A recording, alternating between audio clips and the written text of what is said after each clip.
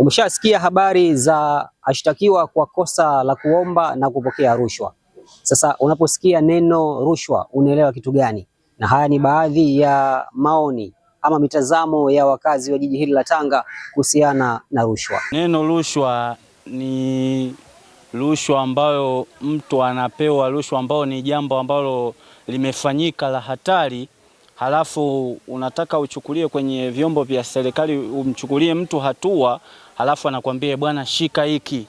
Hiyo ndo rushwa ninayoielewa mimi. Yaani rushwa kwa ninavyoelewa mimi ni adui wa haki. Ina maana kwamba unapokuwa rushwa inapotapakaa katika nchi yetu, tunakuwa wengi tunapoteza haki zetu, kwa sababu kuna wengine wanakuwa wanatoa percent kidogo ili waweze kufanikiwa jambo lao, na wengine hawana uwezo wa kutoa percent kuweza kufanikiwa jambo lao. Rushwa ni kitendo cha kupokea fedha au zawadi kwa upendeleo kutokana na jambo fulani.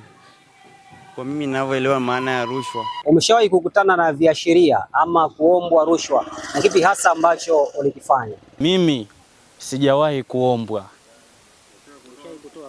Sijawahi kutoa rushwa, labda tu kwenye vitu vidogo vidogo, kama unataka ufosi upate kitu, unaambiwa fanya hivi kidogo ili jambo liwahi kwenda.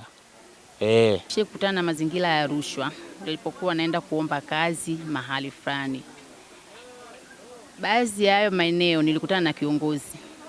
Kwa yule kiongozi aliniambia kwamba anaweza kunipatia kazi, lakini nikubali ombi lake.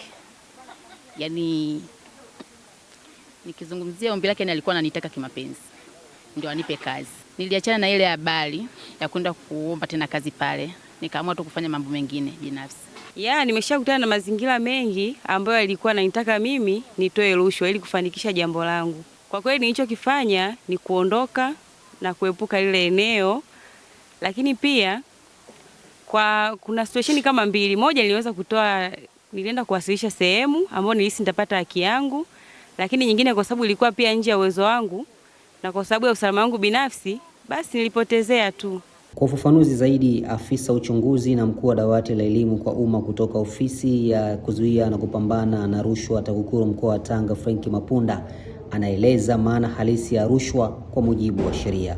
Mwananchi wa kawaida akisikia neno rushwa anatakiwa kuielewa kwa namna mbili.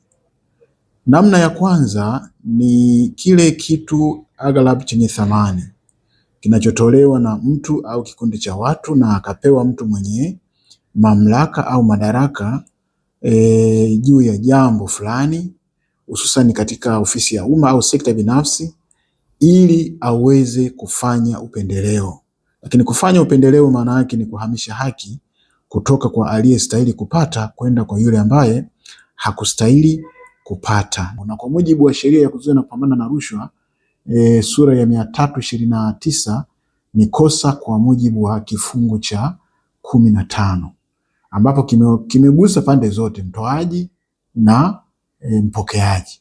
Sasa kwa wote wawili, mtu anayetoa na mtu anayepokea, wote hao wanatenda kosa. Ina maana wewe ukiombwa ukatoa taarifa, yule ambaye amekuomba anakuwa na kosa la kuomba, kushawishi au na pengine kupokea. Lakini na wewe ukishawishiwa, kama ni mtumishi umeshawishiwa mtu akupe, wakati wewe ni mwadilifu, umeshapata elimu kutoka TAKUKURU kwamba ni kosa, ukatoa taarifa pia, kuna mteja anataka haki sio yake na anataka kukuhonga, ukatoa taarifa, na yeye atachukuliwa hatua kwa kosa hili la kushawishi kutoa au kuahidi kutoa na kwa mazingira yatakavyojitokeza.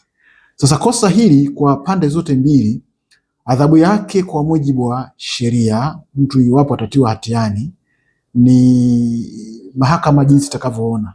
Inaweza ikawa ni kulipa faini kwa kiasi cha shilingi kisichopungua 500,000 na kisichozidi shilingi milioni 1, lakini inaweza ikawa ni kifungo kisichopungua miaka 3 lakini kisichozidi miaka 5, lakini inaweza ikawa ni vyote kwa pamoja, ukahukumiwa kulipa faini na kupata kwenda kutumikia jela kifungo cha miaka 3 mpaka 5 kadiri ambavyo mahakama itaona inafaa.